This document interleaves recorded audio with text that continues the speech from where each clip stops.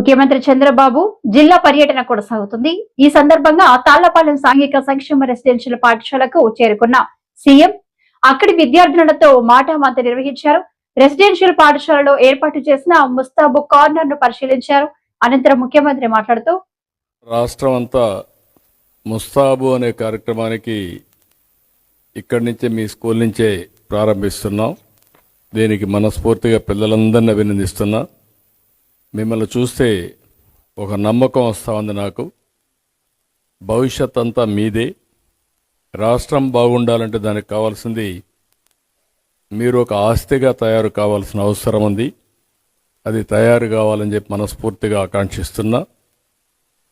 ఈరోజు మీకు అందరికి కూడా ఇక్కడ పౌష్టికాహారం పెట్టడం కానీ, క్వాలిటీ ఎడ్యుకేషన్ ఇవ్వడం కానీ అవన్నీ చేస్తున్నాం. కానీ ఇటీవల కాలంలో నేను ఏజెన్సీ ఏరియా పోయినప్పుడు మన్యం జిల్లాకి వెళ్ళాను. అక్కడ జిల్లా కలెక్టర్ ఒక కార్యక్రమానికి శ్రీకారం చుట్టాడు. ఆ కార్యక్రమమే ముస్తాబు. ఈ కార్యక్రమంలో మీరు ఒకసారి చూస్తే చాలా సమర్థవంతంగా పిల్లలలో నాయకత్వ లక్షణాలు పెరుగుతున్నాయి. మీలో ఒక క్లీనినెస్ కానీ, అవేర్నెస్ కానీ, అందరం బాగుండాలని కోరుకుంటాం, అందంగా ఉండాలని కోరుకుంటాం. అవునా కాదా? అందరూ కోరుకుంటారు లేదా? మీరు అందంగా ఉంటే చూడాలని మీ తల్లిదండ్రులకు ఉంటుందా లేదా? కానీ తల సరిగా దూకోకుండా ఉండడం కరెక్ట్ అంటారా మీరు? చేతులు కడుక్కోకుండా ఉండడం కరెక్ట్ అంటారా మీరు?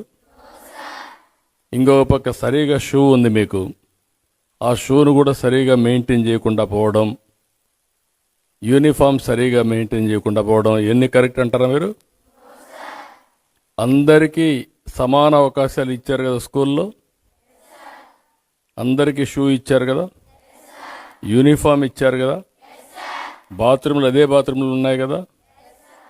కొంతమంది పిల్లలు చాలా శుభ్రంగా ఉంటారు, కొంతమంది పిల్లలు శుభ్రంగా ఉండరు. దానికి కారణం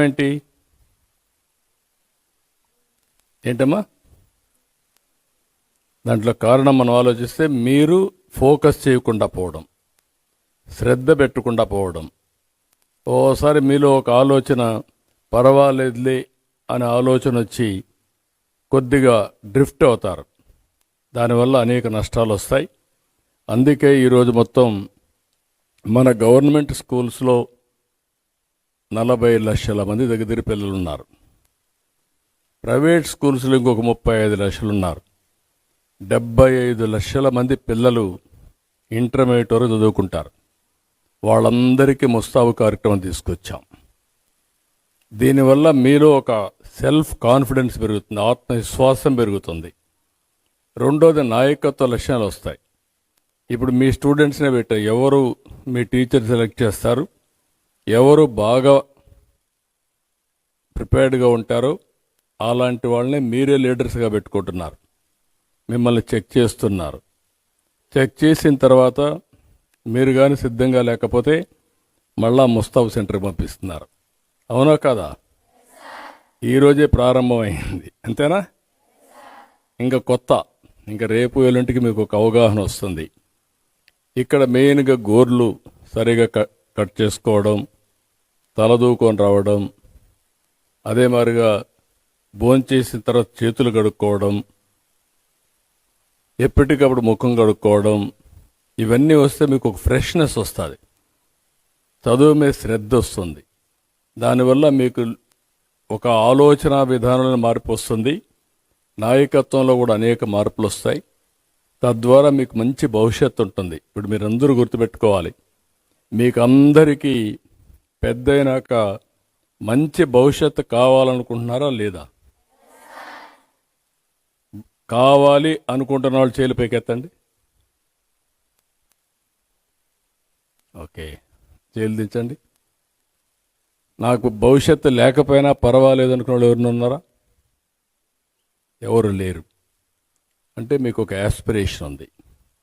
రెండోది, మీకు అందరికీ ప్రభుత్వం కానీ మీ తల్లిదండ్రులు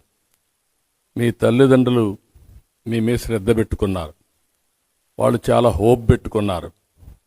మీరు పైకొస్తే వాళ్ళ యొక్క భవిష్యత్తు బాగుంటుంది, మీరు వాళ్ళు సరిగా చూసుకుంటారు అని ఆశ పెట్టుకున్నారు. ఇప్పుడు ప్రభుత్వం కూడా మీ అందరికీ తల్లికి వందనం 15,000 రూపాయలు ఇచ్చామా? మీ అందరికి వచ్చింది కదా? మీ తల్లి కూడా ఆనందంగా ఉంది కదా? అంటే మీరు గుర్తుపెట్టుకోవాల్సింది, ఏ తల్లికైతే 2 పిల్లలుంటే 30,000 వస్తూ ఉంది, 3 ఉంటే 45,000 వస్తూ ఉంది, 5 మంది ఉంటే 75,000 వస్తూ ఉంది. అంటే పిల్లలు తల్లులకు భారం కాకూడదని ప్రభుత్వం ఈ కార్యక్రమాన్ని తీసుకున్నాం. అక్కడ చేస్తూనే మళ్ళీ మీకు అన్నీ కూడా ఎక్కడా కొరత లేకుండా పుస్తకాలు అన్నీ ఇస్తున్నావా? మంచి రెసిడెన్షియల్ స్కూల్లో చదివిస్తున్నావా? చదివించినప్పుడు మీరు బాగా చదువుకోవాలి కదా. రెండో విషయం కూడా మీరు గుర్తుపెట్టుకోవాల్సింది, ఇక్కడ 6వ తరగతి నుంచి ఉన్నారు అంతేనా? 5వ తరగతి నుంచి ఉన్నారు, 5 నుంచి ఉన్నారు. 5 నుంచి ఉండే పిల్లలు మీరు గుర్తుపెట్టుకోవాల్సింది, ఒక 5 నుంచి అంటే మీకు 12 అయ్యే కొద్దికి 7 ఏళ్ళు అవుతుంది. అక్కడి నుంచి ప్రొఫెషనల్ కోర్స్ అయితే ఇంకొక 4-5 ఏళ్ళు అవుతుంది. అంటే ఒక 10-12 సంవత్సరాలు మీరు కష్టపడి చదువుకుంటే మీరు ఏది కావాలంటే అది అవుతారు. మీరు ఈ విషయం గుర్తుపెట్టుకోవాలి. మీరు ఒక డాక్టర్ కావాలన్నా, ఒక ఇంజనీర్ కావాలన్నా, ఒక ఐఏఎస్ ఆఫీసర్ కావాలన్నా, ఒక పోలీస్ ఆఫీసర్ కావాలన్నా, లేకుంటే సాఫ్ట్వేర్ ఇంజనీర్ కావాలన్నా ఆ శక్తి మీకు ఉంటుంది. కానీ ఈ 12 ఏళ్ళు చాలా ముఖ్యం.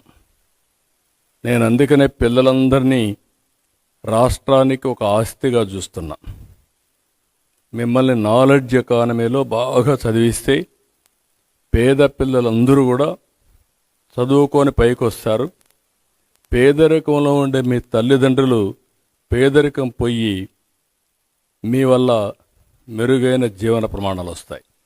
నువ్వు మంచి డాక్టర్ అయ్యావనుకో, మీ తల్లికి తండ్రికి లాభం అవునా కదా? ఇప్పటి వరకు మీ ఇంట్లో చాలామంది మీ అమ్మా నాన్న కూలి పనులు చేసుకుని ఉన్నారు కదా, వ్యవసాయ పనులు చేసుకుని ఉన్నారు కదా. మీరందరూ మళ్ళా కూలి పని చేయాలనుకుంటున్నారా? వ్యవసాయ పనులు చేయాలనుకుంటున్నారా? వ్యవసాయం కూడా చేయాలి. కొంత మెకనైజేషన్ కూడా వచ్చింది, చేసేవాళ్ళు కొంతమంది చేస్తారు. మీరు బాగా చదువుకొని సర్వీస్ సెక్టర్లో రాణించాల్సిన అవసరం ఉంది. అందుకే నేను మిమ్మల్ని అందరినీ కోరుతున్నా. చాలా సంతోషం. ఈ స్కూల్